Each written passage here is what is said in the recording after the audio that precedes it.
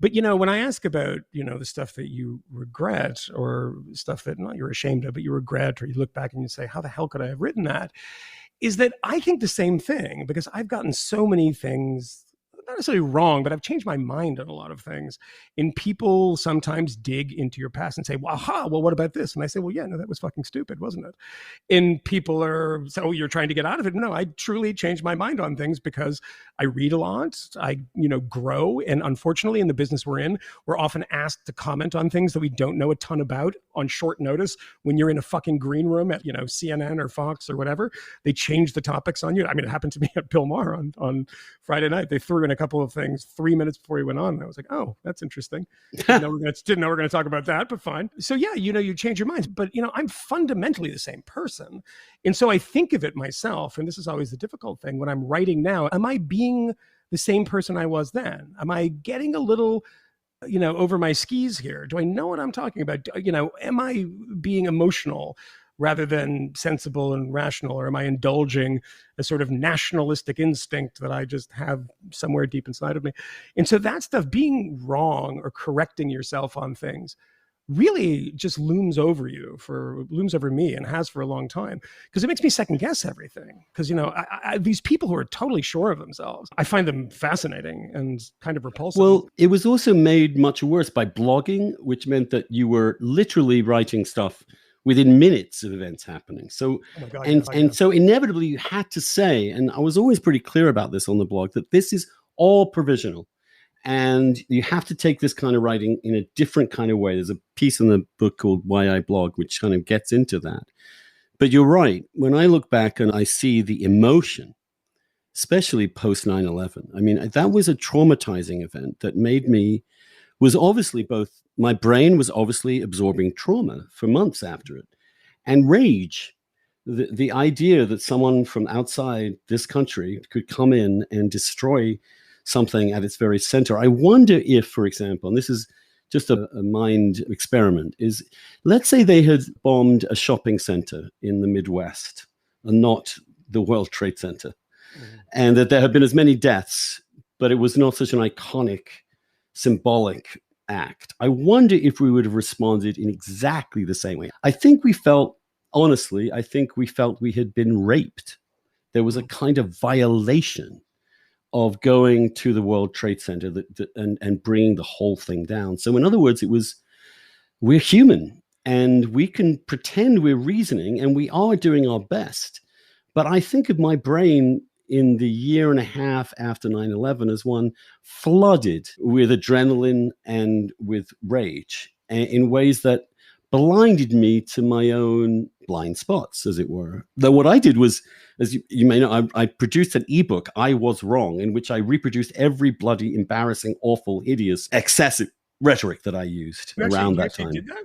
I did that. You can find it. I Was Wrong, it's called.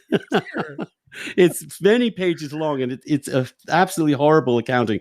And I did it almost, maybe it's my Catholicism, I just really felt the need to be accountable. But also, you know, we're not all powerful. We have a little bit of influence. But insofar as we had any influence in causing the sheer horror of what happened in Iraq, the tens, hundreds of thousands of deaths, and then the idea that I had supported as a moral urgency, a war that ended up torturing human beings, was a moment for me of real reckoning, because nothing could be worse than that we went, I thought we were going to prevent torture, and we ended up replicating it. Now, not in the same way as Saddam, not anywhere like the same scale, but that we went that far really showed me that the temptations of global power are really incredibly great, and we're probably better off as a country not exercising them.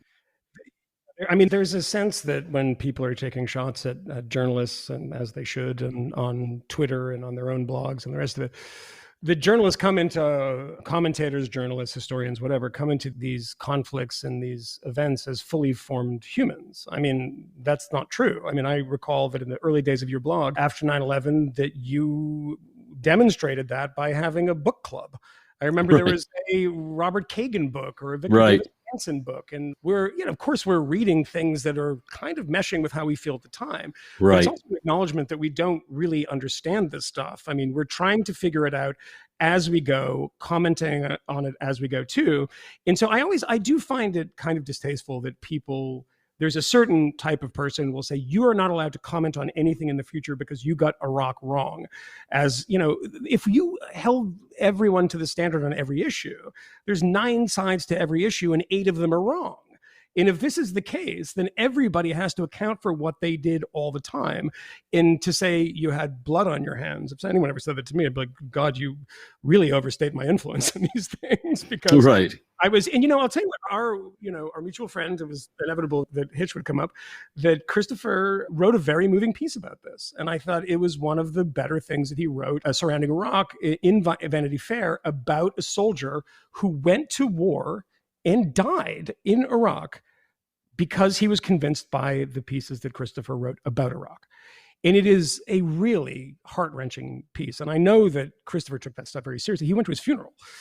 I think it was in Oregon. I can't recall. But he went to the guy's funeral. He took it very seriously that somebody read his writings and acted on them the only way he knew how to, which was to join the military and get himself on a C-130 over to Iraq. And, there's some people that had an enormous influence and other people who had less of an influence. But I find it very sort of suffocating that everybody has to constantly atone for mistakes that they made as they were learning, because that is something that the people that take shots about Iraq a lot never learned from the Cold War. The Noam Chomskys of the world. I mean, should we blame him for the Khmer Rouge or for Pol Pot and for that genocide, one of the largest of the 20th century? I mean, I can criticize him for it. I never liked this thing of you have blood all over your smock because you were confused about something, you were angry about attack on America, and you were convinced that this was the right way to go.